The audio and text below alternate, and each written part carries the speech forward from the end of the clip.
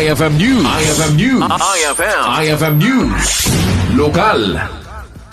Naibinglay dagiti sumagmamano kakailyan ti reaksyon da may naiga iti agdama sitwasyon iti Senado. Segon iti maysa senior citizen dedma when awan ti makunana iti isyo lake di agtrabaho latay suna tapno agbiag.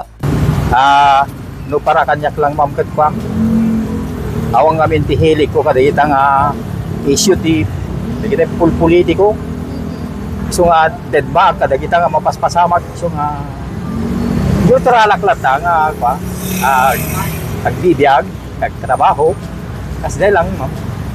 Iti sa Balia Bangir inpek sa timay sa Abuco vendor dito syudad Tilawag anasaysaya ata no agsukat ti Senate President gaputay so iti patsyon na rason iti agdamagulo iti Senado. Dapat ko masukatan ti Senate President ma'am. Happy nga nako natay dito sir. So nga dahilan nga ma'am nga nagana damang di Senado ma'am, so nagkagulo damang ta nagsukat ti Senate President ma'am. So ti debate do.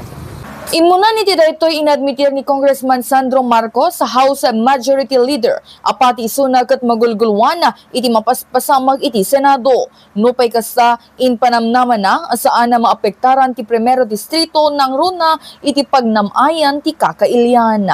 Para iti IFM News sa Idol Bernadette Toledo, Tattao IFM. IFM News. IFM News. IFM News. Lokal.